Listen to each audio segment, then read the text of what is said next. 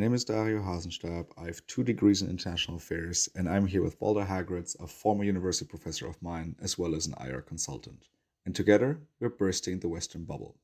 Today, we were going to analyze the impact of technology on politics through the lens of the Western bubble. As always, we were preparing our episode together before recording. However, Balder, today you made a statement that led to a longer conversation because I wasn't 100% convinced of that statement. And given some of the criticism that we have received in the past from listeners, is that we agree too much, we thought, why not record this actual conversation that we're usually having before we agree on something in the episode? So today will be more of an experimental recording instead of the usual thesis we put forward. Please let us know your thoughts on the topic and your reactions to this usual format, or unusual format, rather. So, hi, Balder. What was that view that led to this initial conversation? What was so controversial about this? Hello, Dario. I don't know how controversial it was, but the question of us asking ourselves, what do we want to talk about when it comes to technology? We had some initial ideas. Usually, when we brainstorm before an episode, we just throw out some basic concepts and some basic issues that then can be structured into a full episode. And the usual things that would come up in those situations are the manipulation because of technology. Like it's easier nowadays to manipulate through algorithms. There has been a lot of talk about Russia trying to influence elections and things like that. Those are common patterns of discussion when it comes to technology. And you mentioned, rightfully so, the idea of the CNN effect. CNN effect has put pressure on politicians and leadership to behave in a certain way, with the general public being more critical of their policymaking. All of that's absolutely interesting and fine to discuss. But then I brought up the point of, well, yes, but actually, if you look at reality right now in 2023, politicians seem to be under less pressure when it comes to the actual policy making. Politicians are under significant pressure when it comes to their own personal behavior, which is good, right? When a politician has been abusive towards staff members or has done something hypocritical, that gets exposed much quicker than before. But actual policy making is no longer as critically assessed by society. And I argued that that is because of technological change, because there's now this cacophony of voices on the internet, on social media, elsewhere, that drowns out more focused critical assessment of policymaking. So I actually believe that the core behavior of politicians when it comes to upholding the institutions they're supposed to defend and their actual policy implementation is worse than it was before because of technological change. And that's where our conversation started. Because my first concern or question was already, what is society in that situation? Because, and here I don't have the luxury of comparing it to before. I only know the now and maybe 10 years ago. Um, but who in society is holding politicians accountable? Is it the everyday Joe? Is it everyone who's on Twitter? Is it the media and then what classifies as the media? Or is it the intellectual elites? Well, and that's exactly where this shift has taken place. And I would argue, from an elitist perspective, no doubt, undemocratically, no doubt, I would argue that the fact that people have more power over the public conversation than in the past, the fact that we've got social media and technology to amplify anyone's voices, um, is not necessarily a good thing. It, in fact, it has taken that answer to your question away from, well, it's the intellectual and media elites that decide what the conversation is about, to the conversation is whatever the masses, as inspired by algorithms and by chance, actually want the conversation to be about. So if the conversation is about a sex scandal, it's about a sex scandal. If the conversation is about something else, it's about something else. But it's no longer a focused criticism of what's really, really important. It's much more random than before. And so this is one of those impacts of technology, is that you used to have these gatekeepers, the media and the intellectuals who were determining every morning basically open, well, they can't open the news, but um, going into the network of journalists, what is the big topic of the day? And that would then get printed the next day or be in the evening news that night. So you used to have these gatekeepers who, see, when I say determined, it almost sounds like a conspiracy theory, but who decided what was the important topic of the day. And through the impact of technology, and here social media in particular, you no longer have those gatekeepers, because now it's algorithms or hashtags who are those gatekeepers, and therefore the masses can control them.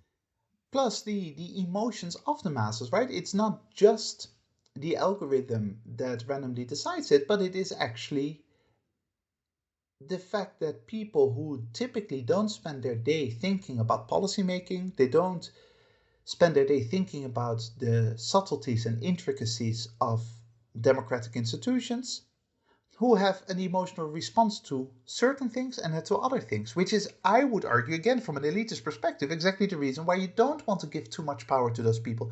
Not because they're stupid, not because they're idiots, but simply because it is not their field of expertise to critically analyze policymaking.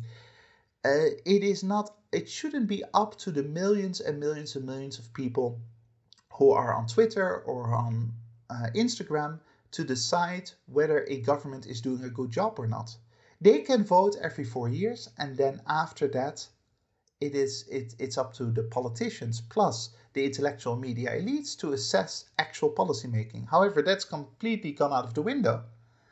And now all those millions of voices actually make it much easier for leaders to get away with bad policymaking by just hitting the right emotional nerve. So how was this then different 40, 50 years ago?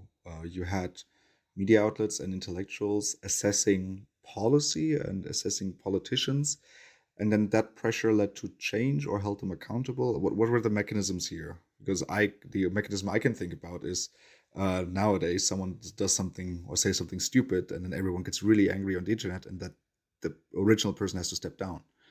Yes, well, that's exactly one of the issues. So it's good if someone says something stupid that they're being made aware of that it was stupid to say and that they shouldn't say it again. However, now the reaction is much more aggressive than it was in the past, right? Just an apology typically is not enough anymore. This is where all the debate about cancel culture and all that comes in. If someone says something that they shouldn't have said in the past, they typically would say, "Look, I misspoke. I really apologize. That was the wrong thing to do," and they would move on with their job. Now they typically lose their job. Um, I don't want to paint a overly rosy picture of the past.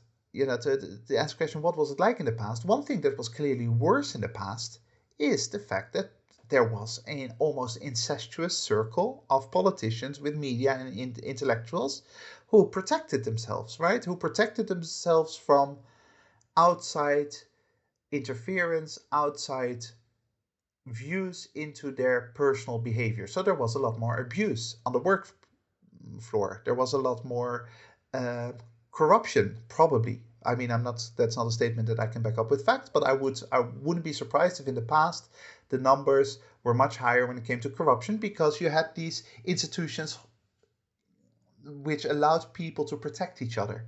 I scratch your back if you scratch my back. So that is something that has improved over time, where people's individual behavior, administrators' individual behavior, business leaders' individual behavior is under much more scrutiny than it was in the past. However, what was also the case is that there were serious intellectual conversations by people who knew what they were talking about when it came to actual policymaking, when it came to respecting certain institutions. If a politician broke a certain rule, broke the law, they would be kicked out of office by the elites because the elites understood that their responsibility was to uphold the law.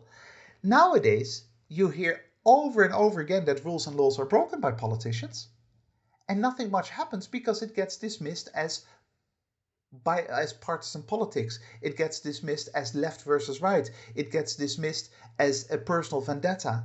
They, because you've got those millions of people on social media pitching in, whereas in the past they didn't pitch in. And so, how did the general public react to this in the past? I mean, so you had these intellectuals or these elites and the media having these conversations, and then kick someone out for misbehavior, for bad policy. And then the general public would hear about that on the media and acknowledge it.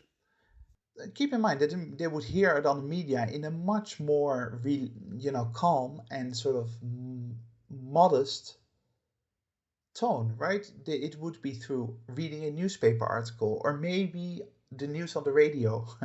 Or there wouldn't be this continuous 24-hour flow of information about it where people keep on refreshing Twitter to see what the latest update is. So people the following day would read about a politician who said something, I don't know, something sexist, and has been criticized for that, and now they have to apologize. Or more importantly, not that that sexism in the workplace is an important topic, but from a bigger perspective, more importantly, a politician made a giant mistake when it came to a policy initiative. Millions of euros were wasted, or something like that.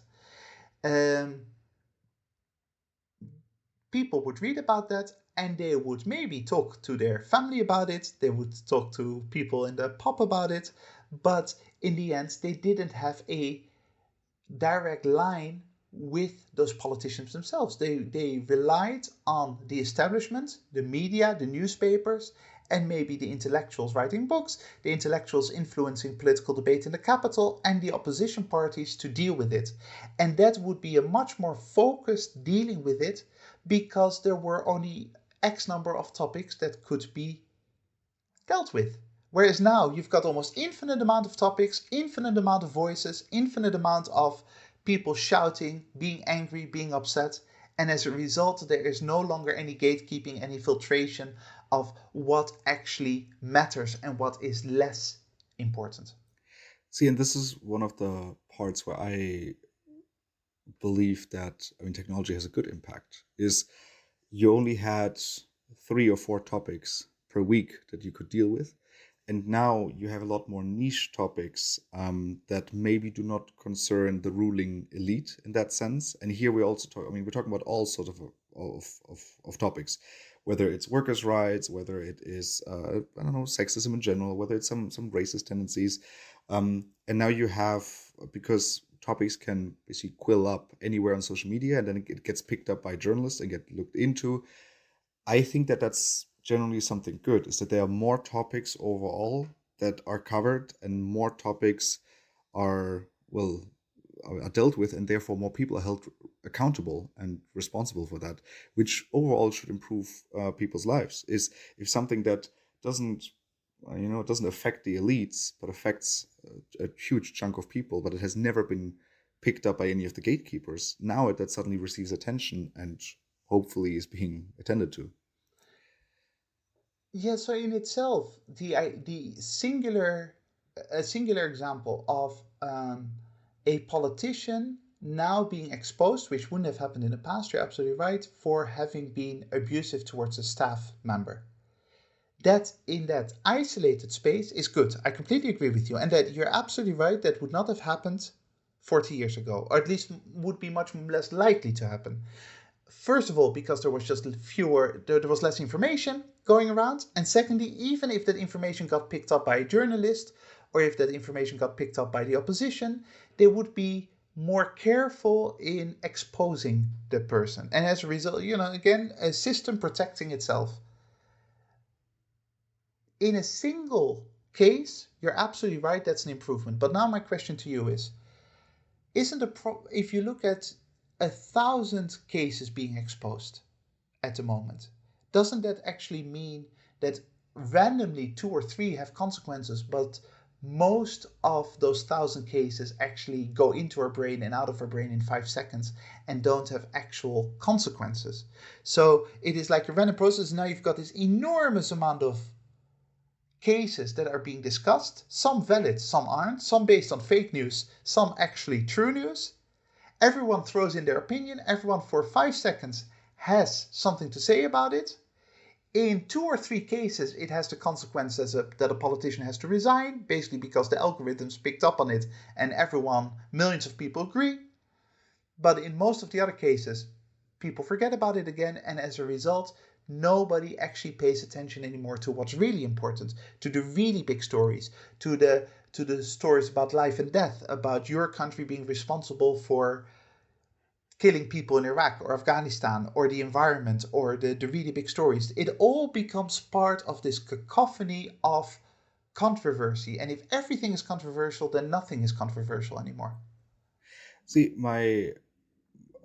so yes, this is, there are different topics that have different levels of importance, especially on the state level.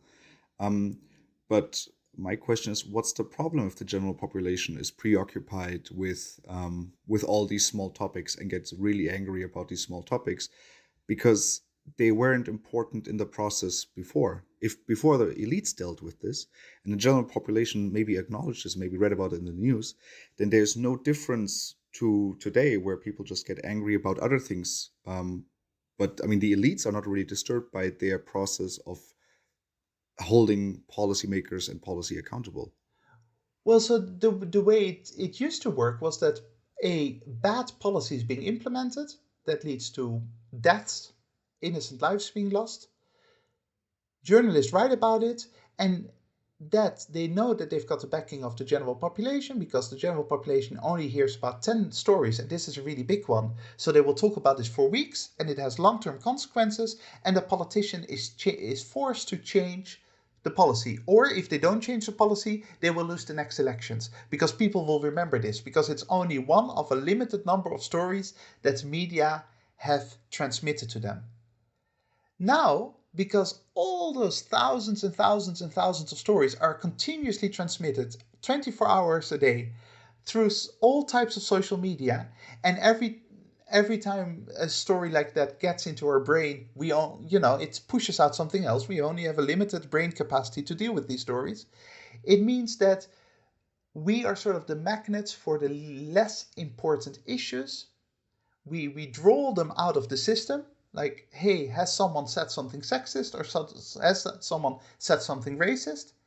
And the big policy items get drowned in that sea of information. And so what you see over and over again over the past 10 years or so is that policy making in itself is no longer an issue that politicians are really being criticized for. They're being criticized for lots of other things that we, the general audience, the millions and millions of people who really have no business in in understanding policymaking because it's not our expertise, the things we care about are not the things that are really important to society. It's the things that we have an emotional attachment to. Yeah, I still don't necessarily see how this was different to 40 years ago, except that maybe people kept this in their mind and then voted differently the next election.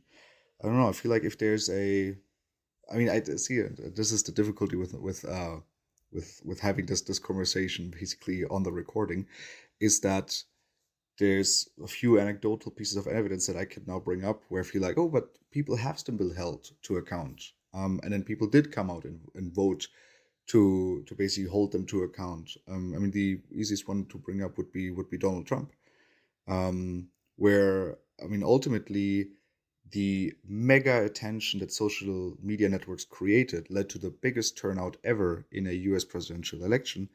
And yes, a lot of people still voted for Trump, but ultimately more people voted to get him out of office. Yeah, Donald Trump is a really good example. There is no way that Donald Trump would have even made it through the primaries in 2015, of the Republican primaries, because the establishment, well, there was a clear Republican establishment that went against Donald Trump, that said this is a man not just when it comes to policy making, but also with respect to tone and just his own ego. This is not a person that we can ever see as the President of the United States. This is not the profile of a President of the United States. And we're not going to let this man anywhere near the White House. That would have been a conversation within the Republican Party. And I can give you a long list of Republican strategists and Republican leaders at the time, 2014, 15, 16, who actively tried to block Donald Trump. But why didn't get Donald Trump? Why didn't he get blocked? Because of the huge flow of social media. Because the people didn't really care about the long-term policy consequences. People didn't vote for Donald Trump because they thought that Donald Trump would actually implement the right types of policy, because people don't know about that, because policymaking is hard, it's complicated. What they cared about is a person who seemed to go against the establishment. He felt right to 75 million people in terms of finally someone who just says it like it is, a businessman who goes against the elites in Washington, because they don't actually have that capacity to understand the implication of their vote. And that is something that has changed over time. So I think the fact that you bring up Donald Trump is a perfect example. He would never have been voted in 40 years ago. Exactly, but I mean, don't you think that these people voted him in because that system or of gatekeepers that kept the general discussion away from the population and only brought it up once every 4 years when there was an election, that no longer worked for these people? I mean, this is something that we've brought up time and time again in the old episodes, is that the establishment has failed. But isn't that, I mean, then isn't that a chance for something new and for something better through social media or through technology in general? Is that the elites have not worked for the general public? At least they haven't worked to their benefit, or maybe they perceived like it haven't worked for their benefit. And so they managed to bring out their anger. And yes, this happened through technology, but simply because gatekeepers could no longer keep that anger together. So maybe that old system simply didn't work for them. Well, it's absolutely true that the elites made very significant mistakes, as you said. We've discussed this over and over again. In the 1990s, this shift towards managerial style of policy making, of just thinking that ideology and vision were no longer important and it's all just about keeping interest rates low and those kinds of things. That was a huge mistake. I would never ever argue that the political establishment is faultless. That, on the contrary, what I would argue is that now we've lost a corrective mechanism for that. So we no longer have a mechanism to adjust back to learn the lessons from bad policymaking in the early 21st century and the 1990s, because the public now has much more power than we realize, which can be manipulated by some populist leaders, but not by the establishment as a whole, not by the policymakers as a group, only by the Donald Trumps and those leaders, the Boris Johnsons of this world, the ones that can actually sort of appeal to that social media circus in a way that I would argue a more serious politician can't. And therefore, now the genie is out of the box and we've got no way to put it back in. So rather than correcting the mistakes, we're now in a world where no longer any serious long-term ideological decisions can be made. No serious long-term policy making can be implemented, because every time that an important step needs to be taken, it will get drowned out by the cacophony of voices. And a very good example, which we talked about briefly before hitting the record button, is the environment. You used, and please correct me if I'm wrong, but you used the environment as an argument like, look, now we're talking more about the environment. I would argue we talk more about the environment because the effects are becoming much more clearer and the science is ever increasing. And even if the Club of Rome's report of 1975 was pretty good at predicting the problems, it wasn't as obvious yet to the establishment nor the general public what the consequences were. Now in 2023, it's completely obvious that we're in big trouble, that the world is dying if we don't take very drastic action. And yet we're not taking drastic action because we no longer have the mechanism for a leader to say, I'm going to implement a policy that may hurt in the short term. For example, less consumption. We have to consume less as a society. We cannot continue consuming the way we're doing. Because if we don't do this now, 100 years from now, there won't be a planet left. That would be a responsible, serious, at least policy conversation to have. But that conversation is no longer possible because it will get drowned out straight away by the insane amount of noise coming from the internet. Yeah, I mean, yes, I mean, so I brought up that example. I mean, for me, the reason, and this is a bit of, I mean, this is again a bit difficult because you can't really tell why we're talking more about it now. I think I'm also convinced by the fact that the effects are more visible. I the original thought behind me bringing this up was that 5 years ago the conversation was less, and then you had Fridays for Future, you had a lot of the climate movement moving online, a very tech savvy generation that expresses their thoughts and opinions in line with all of that science, pushing for politicians to talk about that topic, and then you had a noticeable and also a proven increase in the popularity of green parties, which then led to a policy change. So for me, you could see a positive impact of technology, where now a social movement could go online and could push for that more and basically push for that. So that's again that's why I see it. I see your argument with regards to the important conversations being drowned out.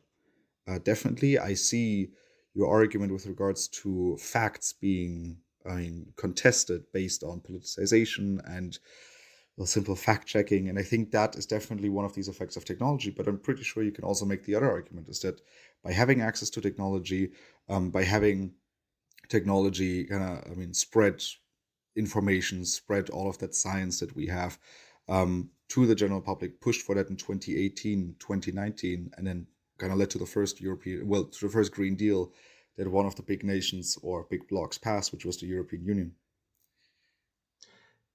Obviously, I would never argue that technology overall is a bad thing. I mean, there are loads of positive things about technology. There's no doubt about that. But the mobilization of society for certain causes is actually much less nowadays than it used to be. So, what early 1980s Europe? What was one really big thing that was obviously inspired by elites who wrote about this, who talked about this, but which affected an awful large segment of the European population? The fear of nuclear holocaust, the fear of nuclear war destroying the whole planet, basically. And as a result, in the early 80s, you had massive, massive demonstrations against nuclear weapons in Europe. And they actually had some policy impact. But they were written about, it was a big deal. For months, it was the main game in town from a politics perspective. Nowadays, you've got a movement that talks about climate change, that talks about certain technologies. You've got a movement that talks about flat Earth. You've got a movement that talks about the importance of dealing with poverty. You've got a movement that talks about conspiracy theories surrounding 9/11. You've got this whole mix of different movements, some of which are a little bit more visible than others, but none of which actually have a significant impact because there's just too much. There is only a limited amount of political space to be critically looking at policy making. And if you spread it out very thinly over too many things, then the really key issues, such as climate change and environmental degradation, get drowned out by everything else. In the early 80s, believe me, nuclear weapons wasn't drowned out at all. It was huge and it led to significant policy initiatives. So this idea that by actually giving a little bit less of a daily voice to the people in the end means that the people in the past had less to say about the important issues is actually not true. It's just that they don't have access to daily events, most of which aren't such a big deal. They still had access in the past to the really big issues because they were being written about, talked about, and once in a while it would actually lead to a real populist uprising when it was really, really important. Nowadays, that hardly happens anymore. There is no real popular uprising until revolution strikes in 2050 or something like that. I mean, see here, I can't compare today's popular uprisings against the ones in the 1980s. But if I think about Black Lives Matter, that was for 2 months a huge popular uprising. And maybe I'm giving your ammunition to your argument because it was then drowned out afterwards. But I would say that's because, yes, it was drowned out, but also the elites had no more interest in picking that topic up. And also because we live in such I mean, the world is arguably more globalized than in the 1980s. So you simply have more problems. You have it's not that you only have 2 or 3 big problems per week. You have 10 of them. Um, so they are already competing for attention with each other. Then you also have all the useless stuff, what we already talked about. But then you have climate change, you have migration, you have Black Lives Matter, so the institutional racism you have to talk about. Then you have poverty. Now you have inflation. Then you have a war on top of that. I mean, I feel like that is not necessarily only because of technology, but simply because there's too many topics in general. And yeah. Well, so this is really interesting because this is something that I fully agree with in the sense that one of the criticisms that you can have with respect to the past and so the pre when we say past we mean pre-internet era, um, just not a past long gone. Which is an awful long time, right? The Stone Age was also Yeah. pre-internet era. I remember it well, Dario. I know you don't. Uh, is of course that there was a problem in the fact that some important stories, and I'm thinking of institutional racism, for example, institutional sexism, weren't picked up. Why? Because the elite consisted of white men, and they would not care about the experiences of black women, to give you an example, because it just wasn't on the radar screen, not because they were evil human beings, simply it wasn't relevant to their lives. So a improvement in that sense in 2023 is that that voice can be given to people who were literally voiceless in the past because they didn't have representatives in the media and they didn't have representatives in politics. That's absolutely true. So it's not a, you know, literal black or white kind of argument that I'm making here. There are things that are clearly better in that sense. However, when you say there are way more problems, I think that in the past there were an equal amount of problems, some of which should have been highlighted more, but now we are making way too many things into major problems, drowning out the really, really important ones. So I just stupid number game, but if in the past five issues a year were highlighted by the media, that was a problem because it should have been 20 instead of 5. 5 was too few, but now it's 1,000. And so rather than the 20 really important topics, of which Black Lives Matter is a really good example, we've got way too many other stories, which means that politicians don't actually have to change because of Black Lives Matter or because of environmental activists. So Black Lives Matter, and you said it yourself, yes, they got attention, serious attention, but did they actually lead to a radical change in the way that the system, the institutions, the establishment deal with things? No, institutional racism is still a daily reality in the US police force. Probably also European police forces, but Black Lives Matter focuses on the United States, of course. There hasn't been a radical policy shift when it comes to this. There have been a few cases that got a lot of attention, but still, being an African American man in cities in the United States is a dangerous affair because you've got a racist police force going after you. The numbers haven't actually gone down when it comes to the American police killing black people. The same with the environment. So the environment has gotten attention, but not sufficiently, not as much as it should have. Why? Because there are way too many other stories. Institutional strength within democracy, the decline of democracy, the thing that lots of people and our podcast have talked about over and over again, the weakness of democracy. Has that been dealt with? No, not at all. Why? Because there are too many other stories that are being covered and that people care about. They care about too many other things, which means that they cannot put sufficient pressure on the system. And the system, therefore, can sort of hide behind that. They no longer have an internal mechanism to correct themselves, because whenever a journalist from the New York Times or the Guardian or whoever else, Le Monde, points out something, a politician can just rely on social media support to talk about other issues, or to say, oh, but this journalist is just a liberal so-and-so, we shouldn't take them seriously. And so there's no longer an internal conversation to correct the very severe problems our society faces. And as a result, we're sleepwalking into a dystopian future. So let's say Elon Musk writes a bad code and accidentally blows up all social media platforms. There's no longer a chance to. We have to go back to ICQ and all of that, where politics wasn't a thing yet. So all of a sudden, we can still use the internet, but there's no social media networks, and we don't have the chance to be angry at each other and at everyone else all day long on the internet. Would this be better?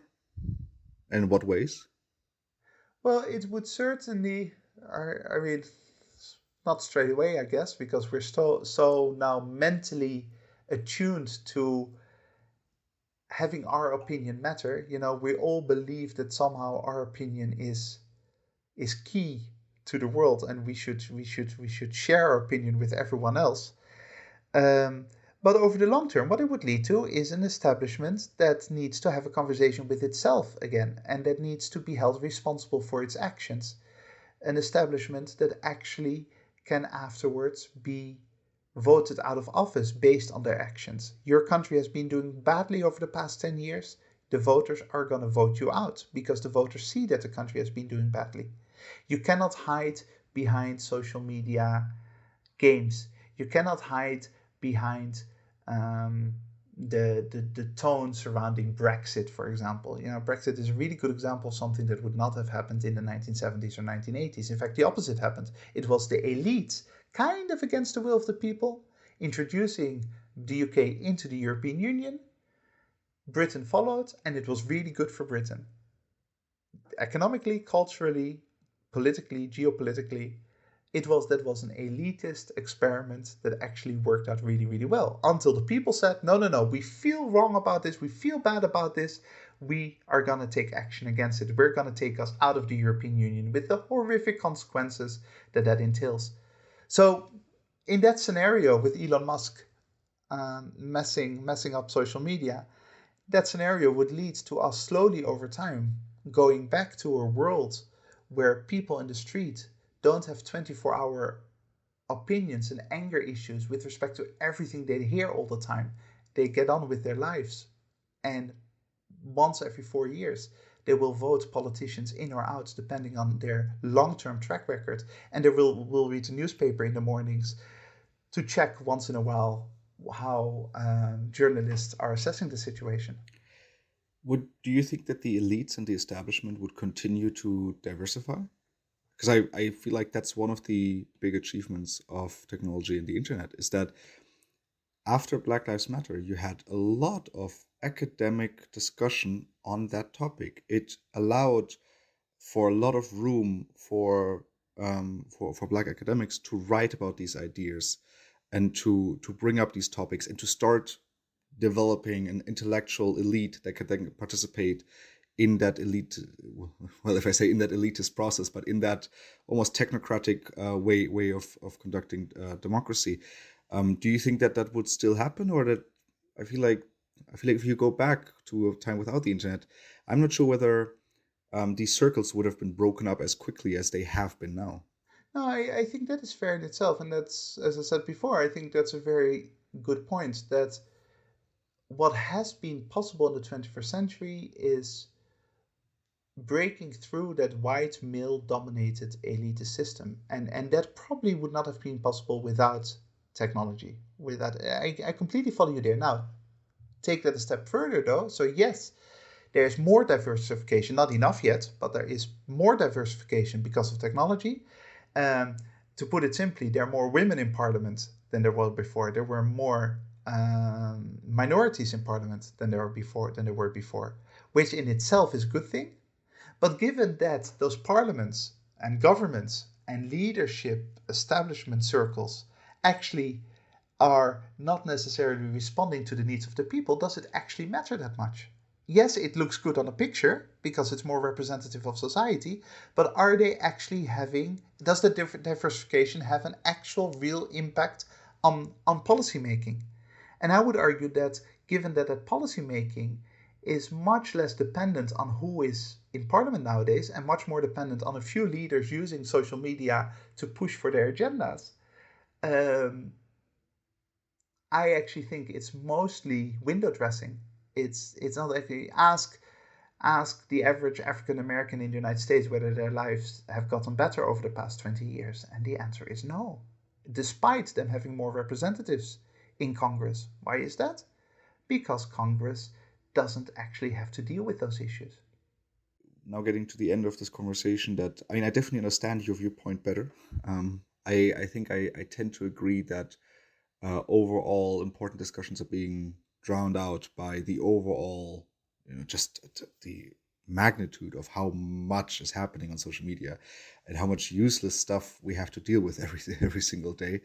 I mean, I can think of many examples that kind of support your thesis. I can think of many examples that would speak against it, which is kind of in line with us. I mean, with us having this podcast, and there's so many aspects of technology that we haven't brought up. I mean, open source intelligence. So how does that influence policy making? Um, Again, just maybe an increased accountability because there's more traceability of all types of actions that are happening there. I'm still not entirely convinced whether the world would be so much better if we were to go back to that old model. So, like, what happens if Elon Musk inserts some bad code? Um, but I think that this was definitely an interesting experiment we did here, and an interesting episode. So I definitely invite all of the listeners to share their thoughts on this topic. Maybe we forgot some of the aspects. Maybe you completely disagree or agree with our thoughts. And I think that this seems like a great moment to end today's conversation on the impact of technology on policy making. As always, and as I just said, if you have any questions, comments, or regards on this new format or on this topic, make sure to send us an email to thewesternbubble@gmail.com, and we will try to incorporate them in our following episodes. Who knows? Maybe we will record another episode on this topic. Maybe we will have had more conversations on this, and maybe a few more formulated theses on this. Thank you very much to the listeners for joining us today. Make sure to join us again next week when we burst the Western bubble. That is it from my side. Balder, does the quote for today reflect our conversation? Well, absolutely, Dario, because I saw this kind of thing coming, of course. So I got a quote from a French 19th century essayist who I personally didn't know, Joseph Joubert, who wrote, "It is better to debate a question without settling it than to settle a question without debating it."